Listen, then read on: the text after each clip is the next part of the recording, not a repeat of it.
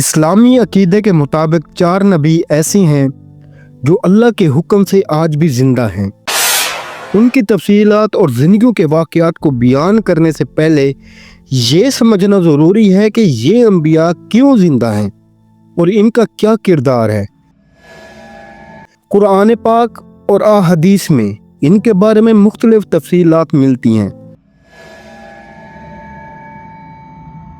پہلے نمبر پر آتے ہیں حضرت عیسیٰ علیہ السلام۔ حضرت عیسیٰ علیہ السلام کی پیدائش بغیر والد کی ہوئی، جو اللہ کا ایک عظیم معجزہ تھا۔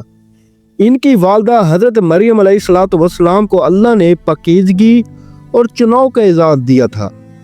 حضرت عیسیٰ علیہ السلام کو اللہ نے کئی معجزات عطا فرمائے، مثلا مٹی سے پرندہ بنا کر اس میں جان ڈالنا، اللہ کے حکم سے مردوں کو زندہ کرنا، اندھے اور کوڑھی کو شفا دینا، اللہ کے حکم سے دسترخوان پر آسمانی کھانے کا نزول۔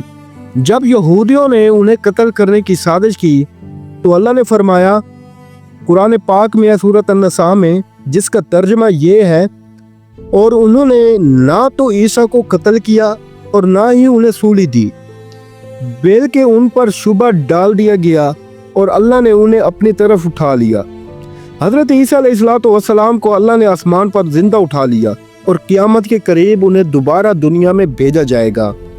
وہ دجال کو قتل کریں گے اور اسلامی نظام کو دوبارہ قائم کریں گے۔ اور دوسرے نمبر پر آتے ہیں حضرت خضر علیہ السلام۔ حضرت خضر علیہ السلام کا ذکر قرآن میں براہ راست نہیں، لیکن سورۃ الکہف میں ان کا ذکر حضرت موسیٰ علیہ السلام کے ساتھ ایک واقعے میں ملتا ہے۔ علماء کے مطابق وہ ایک نبی یا اللہ کے ولی ہیں جنہیں علم الدنی اللہ کا خاص علم عطا کیا گیا ہے۔ وہ آج بھی زندہ ہیں اور زمین پر اللہ کی عبادت میں مشغول ہیں۔ حضرت خضر اور حضرت موسیٰ علیہ السلام کی ملاقات ایک عظیم سبق آموز واقعہ ہے۔ حضرت موسیٰ علیہ السلام نے اللہ سے درخواست کی کہ وہ اس شخص سے ملیں جسے خاص علم دیا گیا ہے۔ اللہ تبارک و تعالی نے ان کی رہنمائی کی اور کہا کہ وہ 2 دریا کے سنگم پر ملیں گے۔ حضرت موسیٰ علیہ السلام اور حضرت خضر علیہ السلام نے ایک کشتی میں سفر کیا۔ حضرت خضر علیہ السلام نے اچانک کشتی میں سوراخ کر دیا۔ حضرت موسیٰ علیہ السلام نے کہا، کیا آپ نے لوگوں کو ڈبونے کے لیے کشتی میں سوراخ کر دیا؟ حضرت خضر علیہ السلام نے وضاحت کی کہ یہ کشتی ایک غریب ملاح کی تھی اور قریب ہی ایک ظالم بادشاہ تھا جو اچھی کشتیاں چھین لیتا۔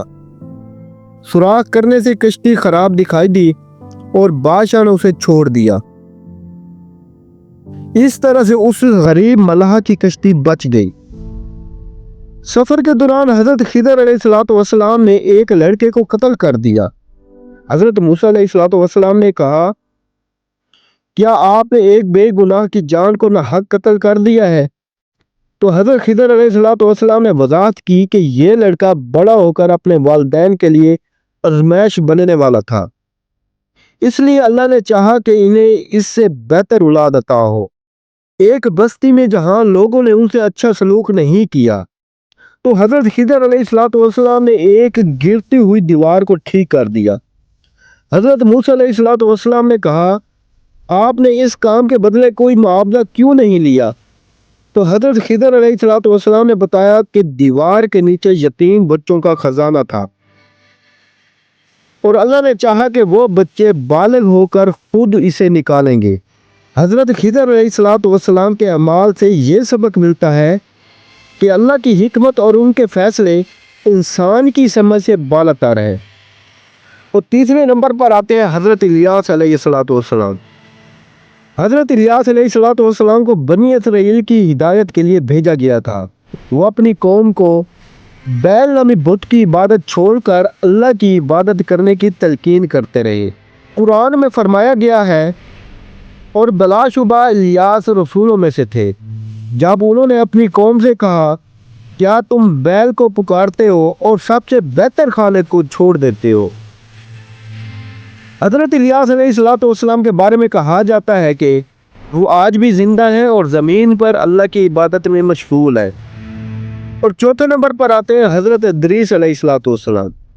حضرت ادریس علیہ الصلوۃ والسلام کو قرآن میں بلند مقام عطا ہونے کا ذکر کیا گیا، جس کا ترجمہ یہ ہے، ذکر کرو کتاب میں ادریس کا، بے شک وہ بڑے سچے نبی تھے اور ہم نے ان کو بلند مقام پر اٹھا لیا۔ یہ سورۃ مریم میں ہے۔ حضرت ادریس علیہ الصلوۃ والسلام کو علم فلکیات اور کتابت کا آغاز کرنے والا نبی کہا جاتا ہے۔ انہوں نے لوگوں کو نیکی کی طرف بلایا اور برائیوں سے روکا۔ حضرت ادریس علیہ الصلوۃ والسلام کو اللہ تبارک و تعالی نے آسمان پر اٹھا لیا اور وہ آج بھی زندہ ہیں۔ یہ چار انبیاء، حضرت عیسیٰ علیہ الصلوۃ والسلام، حضرت خضر علیہ الصلوۃ والسلام، حضرت الیاس علیہ الصلوۃ والسلام اور حضرت ادریس علیہ الصلوۃ والسلام، اللہ کے خاص بندے ہیں جو اللہ کی حکمت اور قدرت کی نشانیاں ہیں۔ ان کی زندگیاں ہمارے لیے صبر، شکر اور اللہ پر بھروسہ کرنے کا درس ہے۔ ان کے واقعات سے ہمیں یہ سمجھنے کا موقع ملتا ہے کہ اللہ کے فیصلے ہمیشہ انسان کی بھلائی کے لیے ہی ہوتے ہیں، چاہے وہ وقتی طور پر ہمیں سمجھ نہ بھی آئے، بالآخر ان کا فائدہ انسان کو ہی ہوتا ہے۔ دوستوں، امید کرتا ہوں کہ آپ کو ہماری ویڈیو پسند آئی ہوگی۔ اگر آپ کو ہماری ویڈیو پسند ہے تو اسے زیادہ سے زیادہ لائک کریں، شیئر کریں، ہمارے چینل کو سبسکرائب کرنے کے ساتھ ساتھ گھنٹی کے نشان کو پریس کر کے آل پر سیٹ کر دیں۔